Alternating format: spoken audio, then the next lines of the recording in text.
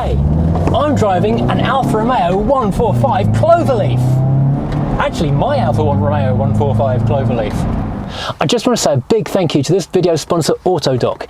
If you need parts to service, restore or repair your car or bike, check out their website or download their easy-to-use app from the links below in the description to find a massive range of parts at low prices and which can be returned up to 200 days later.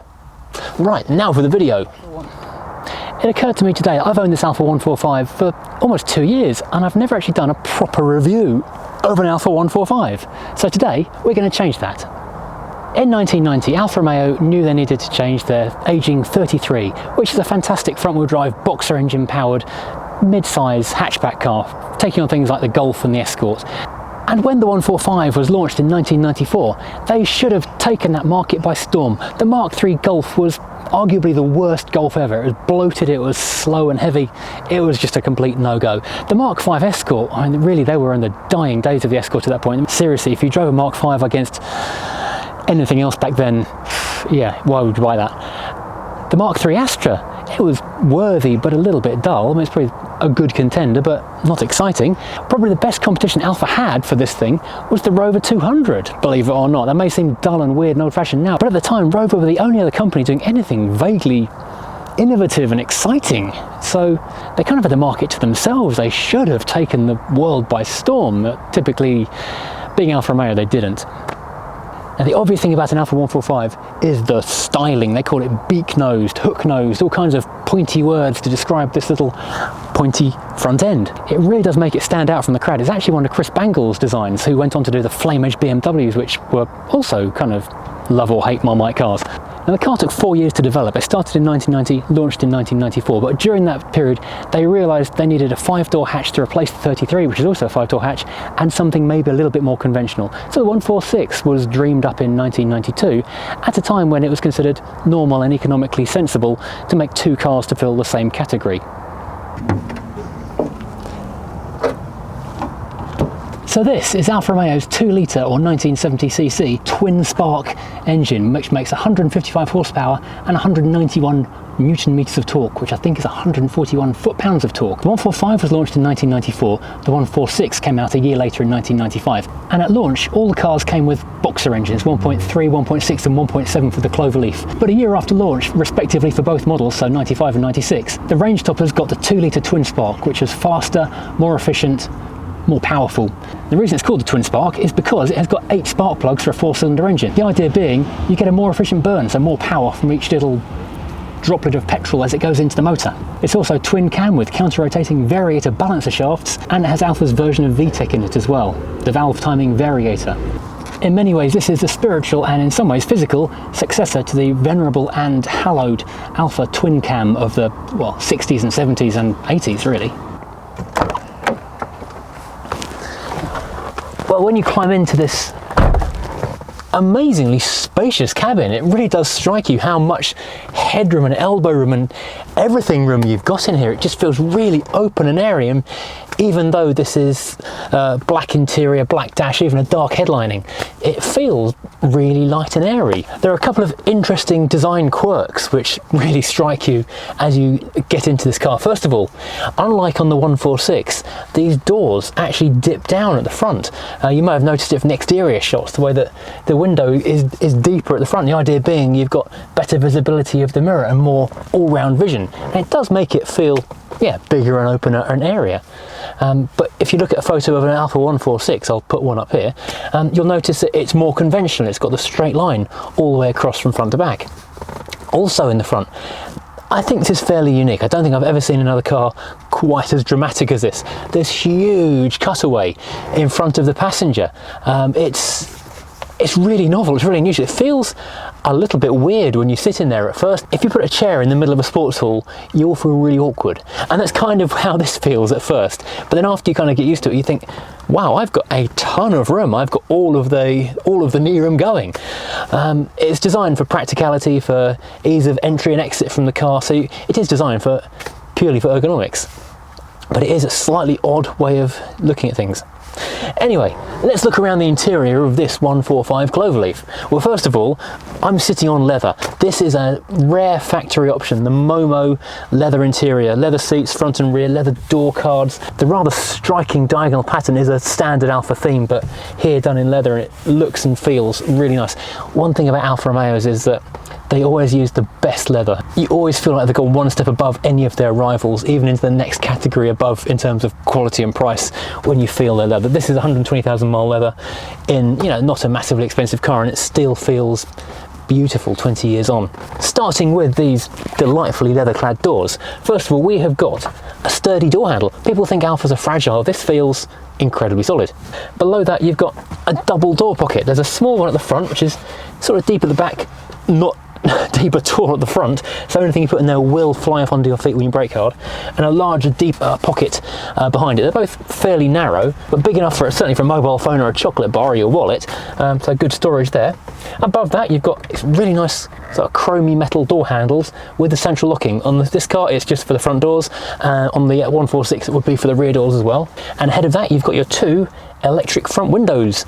The rear windows aren't electric, we'll come to them in a minute. And you've got a little dial to turn the air vent on and off, because curiously your front side air vents are here in the door, and they sort of blast up. You can warm your fingers up on a cold morning by having hot air blowing from the door onto your hand if you so wish. Also in the door, you do have a large vent blowing warm air onto the window itself, so it demists very well as well. This is quite a well thought out car, really. We've got a large speaker down the bottom and a small tweeter in the top of the door. There are also speakers in the rear, and then you have quite a weird gap, and it's not a panel gap, just a gap in the design between the instrument binnacle and the door itself. Now, the overall theme of the design in here is fairly angular, and this is quite an angular instrument binnacle. You've got three chrome ringed circles for your three round dials in there, and a lovely clean strip below that where your warning lights will flash up as they're needed. In the centre, you've got your largest dial, which is the speedometer. Big Alfa Romeo logo in the centre of that, which looks good. Top dead centre of that is 80 miles an hour, and it cranks all the way around to 160. I think the top end on this is 135. I remember reading years ago that Alfa used to have the local speed limit as dead centre top of the speedo, so when you're driving along the motorway, if your needle's directly straight ahead, then that meant you were doing the speed limit. But I guess they changed that because 160 wouldn't fit otherwise. To the left of that, you've got your engine temperature and your fuel, it'll rise you up your needles. And to the right of that, you've got your tacho. Red line's at 7,000, finishes at 8,000. So this is not far off a Honda S2000, which goes to 9,000. This is an extremely high revving engine, and with the variable valve timing variator gubbins, it really does absolutely scream. It's among Alfa Romeo fans, the L50, this is one of those engines that is absolutely revered, but outside of this small circle of people who adore these cars, it's virtually unheard of. But it is a fantastic, really high revving, screaming engine. Just keep the oil topped up. Now, in front of you, you have got a nicely sized leather steering wheel. It's only a rubber wheel on lower trim levels, but on the TI and the Cloverleaf, you do get leather. This one has an airbag. It does have, again, the beautiful Cross and Serpent, the Crusader being eaten by the snake badge sitting there in the middle of the wheel, and the horn. That could do the work. I'm not happy with that. Now, the control stalks, these are worth some attention, to be honest. They look like a cross between Doctor Who's sonic screwdriver and something out of the Death Star, and they are possibly the most complicated stalks I've used in a while, apart from a Mercedes everything on one stalk. Why do you do that, Mercedes? So on the left, we are fairly conventional. We've got a ring for side lights, dip lights, pull and push for flash and main beam, and on the end, quite unusually, we've got the rear fog lights. On the right, we've got a slightly overcomplicated washer wiper stalk. The inner ring nearest the steering wheel is for your rear wash and wipe settings. You turn that and it does stuff, and then the outer ring, the main ring, is for your front wipers. But you don't just turn it or push up and down, you have to do a combination of both. You have to click it down for on and then turn it for the speed of intermittent or constant. So it's a little bit confusing, and push up, nudge up for a flick wipe. And on the end of that, because why wouldn't it be, because we're talking about window stuff, I suppose, logically it follows that the rear screen demister is the button on the end. So I guess they've grouped everything window related into one place. while we're talking about lights and things, just above your knee you have a headlamp dimming dial, which is a useful thing to have, although the headlights on this car are frankly so dim I don't think you actually need it, because even if someone was staring into the headlamp it probably wouldn't dazzle them. They are the one thing I don't like about this car really, is the fact that the headlamps are really useless. Okay, moving on to the main dashboard. We've got a lot of vents. We've got two centre vents blowing into the cabin. We've got a large vent blowing up and sort of at head height and sort of venting into the cabin itself. And obviously we've got another vent at the windscreen itself, plus two small slot vents. So there are just air vents going everywhere. Below that we've got the heat fan speed control, and the fan goes up to 4, and 4 feels like about 10 on a lot of other cars. And then of course you've got your direction control, recirculation button, and on this car, air conditioning. Fantastic. Aircon was like an optional extra at the very beginning. I'll look at the brochure when I get home, but I believe the air conditioning was standard at this point in Cloverleafs, because it was trying to compete and keep the spec level up with competing cars. Now below that we've got quite a curious little batch of buttons. We've got a little pictogram of the roof of the car from above, or a car from above, showing doors open and boot open. Little red LEDs come on to warn you that something is ajar. Although in terms of cost saving, if you look closely you can see the LEDs are there for a 5-door car, and this is only a 3-door car, so I guess they've just used one part and not bothered plugging in the LEDs for the rear doors on this one. Oh well. Next to that we've got the boot release button, because on this car the only way to open the boot is either with this electric button, so if you have a flat battery you're not getting in the boot, or with the key. And you may not have noticed a lock on the boot when you saw the rear of the car, but what you have to do is move the badge aside and the key is hidden behind there. It's quite a crafty way of disguising an otherwise unattractive part of the car's design. Next to that we've got our large hazard light button and our front fog lights, which are actually quite useful considering how dim the main headlights are, and a digital clock with tiny buttons which are quite hard to push. Moving on down we've got our big ashtray and a useful 12-volt socket. And I have to admit, when I first got the car I was sitting in the driver's seat and I couldn't see the socket, and I thought there was nowhere to plug my sat-nav in. But yeah, closer inspection revealed it's quite normal. It's a shame in a way that the 12-volt is tucked behind there, because it means if you're charging your phone you always have to have this slightly unsightly sort of gaping gap in the dashboard rather than a nice neat clean as intended design going on. Oh well. Now originally this was an integrated shaped Alfa Romeo radio. That's long gone, it's now a modern Alpine, well modern-ish, modern for 10 years ago. It's probably about the same age as the car, to be honest, and so I won't bother talking about that, that's not standard. And below that we have a very large cubby hole. I mean, it swallows a pair of sunglasses with absolute ease.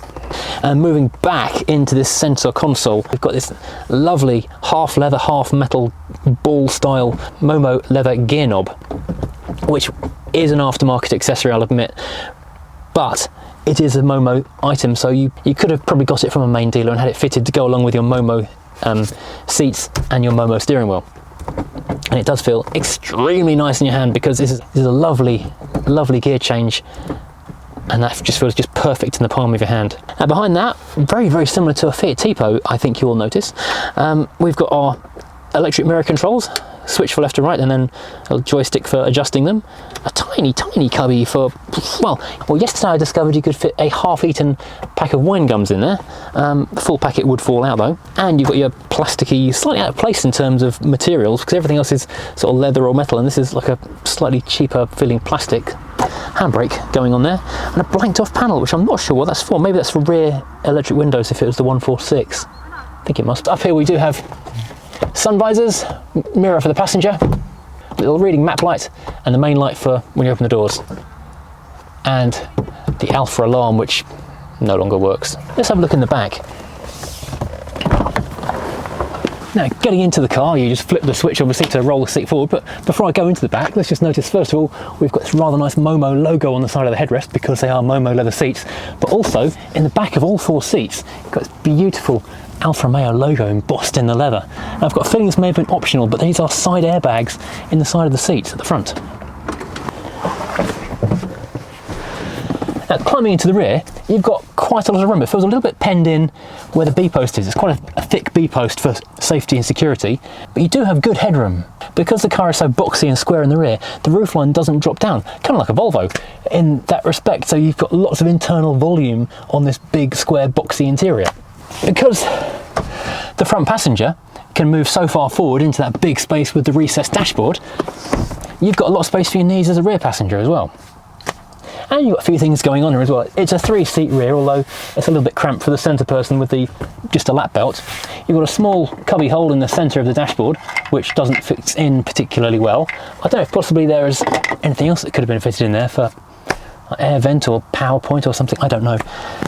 But as it is, it's just a small cubby hole. The rear of both front seats has a nice elasticated, in this case leather, pocket for maps and gubbins and bits and bobs. And each person sitting on the main proper seats has got a nice armrest moulded into the side panel of the car, just so you can rest your elbow on there. There's a loudspeaker in there as well, so you've got decent audio.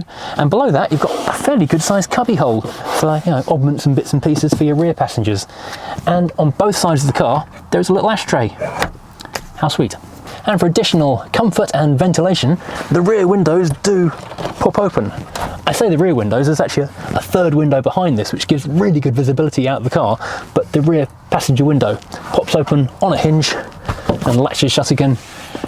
And on both sides, you've got a pull down grab handle and a little coat hook. And there's also one of those above the front passenger as well, although no coat hook in the front. Unlike the Cavalier, where they thought it was a good idea to hang a jacket across your front passenger window, Alfa Romeo didn't think that was a great idea.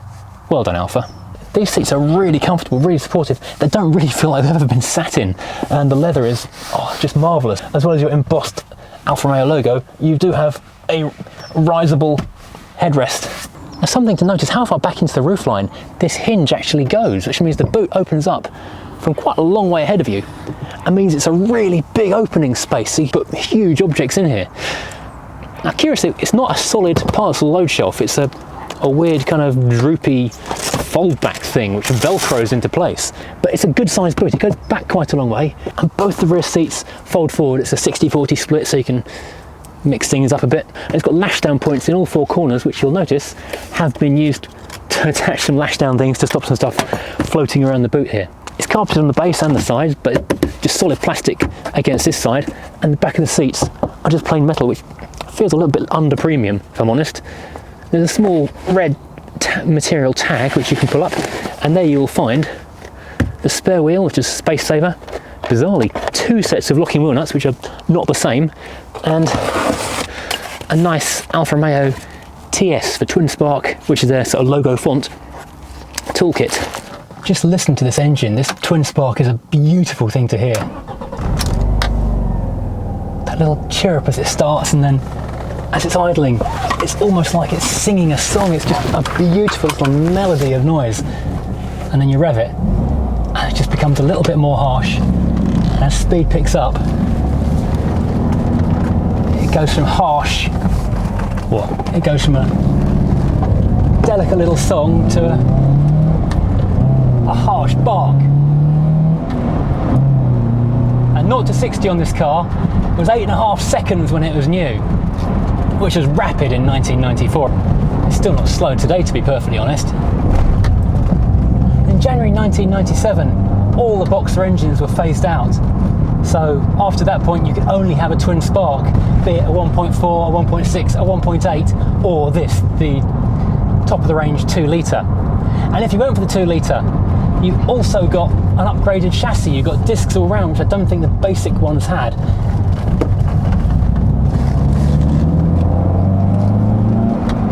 Got lower firm suspension and a quicker steering rack, which gave you far more responsive and accurate steering, but at the expense of a worse turning circle.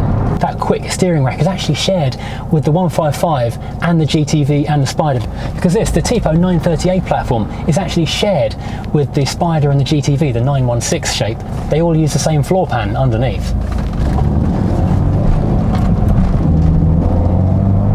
And those chassis mods, the tighter steering, tighter suspension and better brakes, are all really noticeable when you get into a country lane and start being able to throw the car around a bit and enjoy it. You really do appreciate all of that stuff. Compared to its rivals, it was a far sharper handling car, even more so than the Golf GTI. In fact, a lot more than the Golf GTI at the time. The Mark III was pretty soggy in comparison to this. If you look back at contemporary reviews of the car, they praised the gear change as well, which is considered to be short throw and quite snappy. And I don't know if this has been rebushed because it's got 119,000 miles on the clock, but this is still, obviously the throw isn't going to get any longer or shorter, but it is still nice and tight and snappy. It still feels really good. So as you're in a nice, enjoyable, twisty section of road, you can actually work the gearbox and get the most out of the car.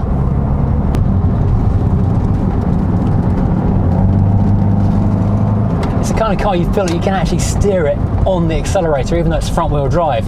You can absolutely have a lot of fun with it. It's a car that it turns you into a hooligan. You don't realise you're driving quickly in it. You get in, you start driving, and pretty soon you have to glance at the speedometer and realise that you shouldn't have been going that quickly after all, because it's just too willing, it's too keen to go. You throw it a corner, you show it a corner, and it just wants to go around it as quick as it can. Now, at the time, it was considered to be quite harsh and quite firmly sprung. I mean, compared to a modern sports car, it's actually not harsh at all. It's actually quite soft. I was thinking of putting firmer suspension in it, but having read all that stuff and now I'm driving it with a more open mind, I'm thinking actually it's quite good as it is. Wouldn't mind lowering it a bit though. Because as it is, if you hit a speed bump in this thing, it's actually not too bad. And it's fairly composed through corners. After a while you do kind of forget about the slightly awkward seating position that mean your knees are a little bit more bent than you would perhaps like, and you just get on and enjoy it.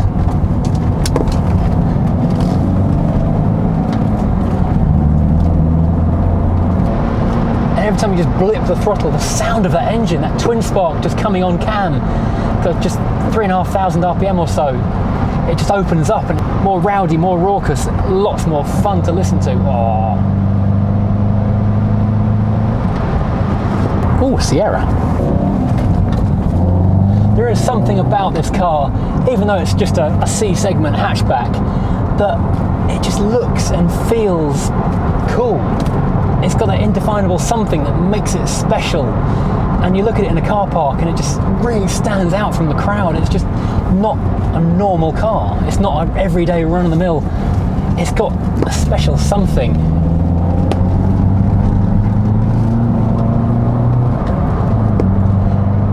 Back in 2000 or so, I actually owned a 146 Ti. I wanted one of these, but I couldn't find one at the time, because even then they weren't massively popular in the UK. I saw a Rosso red 146 Ti, which had got I think the 16 droplet patterns on the alloys, which are very, very pretty and really suit that. The spoiler and the side skirts, and that was a pre-facelift car as well. It looked really good. So I ran that for a couple of years until, very unfortunately, it was rear-ended by a 38-ton truck. And here's a photo of after I drove home and it was turned into a 145 for me. I was on a dual carriageway and the traffic had stopped and I'd left a good car length in front of me and the 38-tonner behind me tried to stop, did its best, but it couldn't. I moved into the space I'd left in front of me and it wasn't enough. It walloped me up the back of the car, and luckily the car in front finally moved forward and I was pushed into the space where that, I think it was an Escort, had been.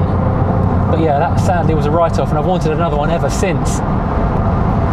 The actual production figures for this thing were relatively high. Well, high for Alfa, not for like a major production company. They made 221,000 145s and 223,000 146s. So it's fairly similar numbers between people who wanted the quirky avant-garde bread van stubby rear hatch and people who wanted a slightly more normal 146 5-door hatchback.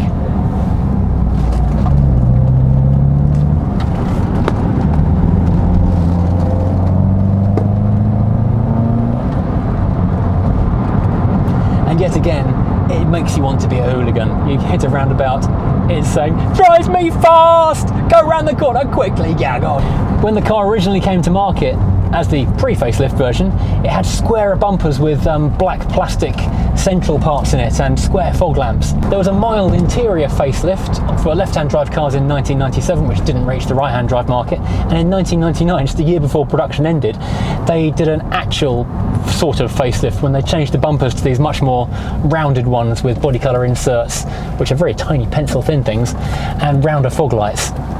The jury's out on which is the prettier. I think I kind of prefer the original squarer look because it's such an angular looking car. I'm not sure that a roundy bumper really suits it, but you know, it's still a very, very pretty car indeed, even like that.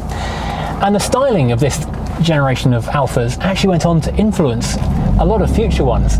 If you look at the shape of the headlights and the headlight surround on this car, and then go and look at a 146, 147, 166, you know, the next 10 years of Alfa Romeo basically, you will see those same styling cues, those same curves and shapes, albeit slightly more rounded and slightly more, I think sophisticated is the wrong word, but as the design moves forward, it kind of evolves.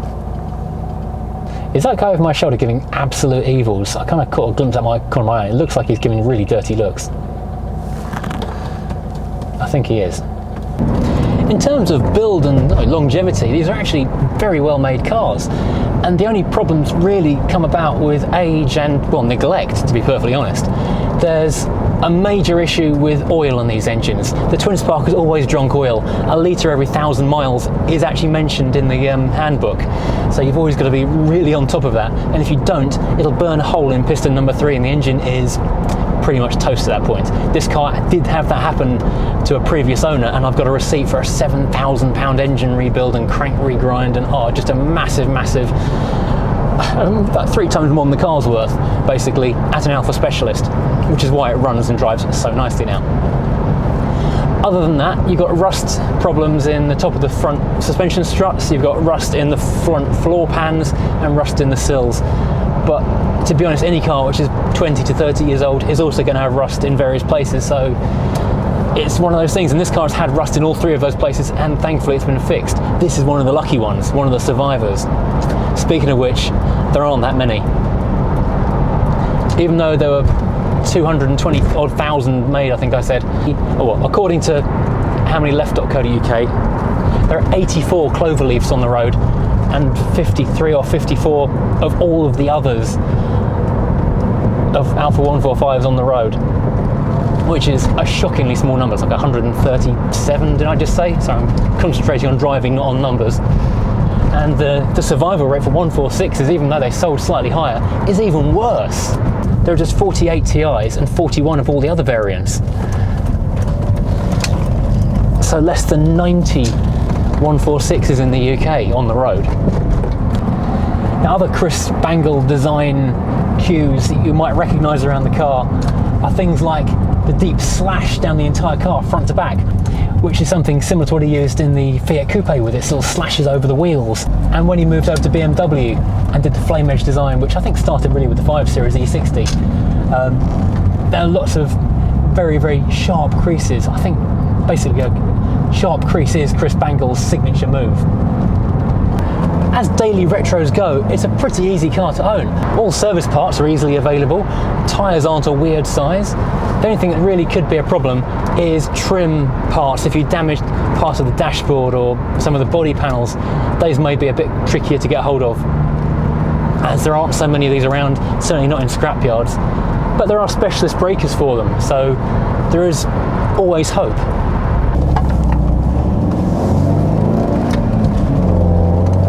It actually took me nearly a year of hard looking, and I had my eyes kind of half open for one of these for even longer before that, trying to find a good example of these. So now I've got it, I don't think I'll be selling it anytime soon. Thanks for watching. I really hope you've enjoyed me just having a great time hooning around in my own car. I know it's a bit of a break from the usual driving something I don't actually own, but it's a car that needed to be done. It deserved to be done, and I hope you actually enjoyed coming along with me for the ride, because I love this thing. It's so cool, isn't it? Little beaky nose, the bread van back, the pure Italian loveliness of it.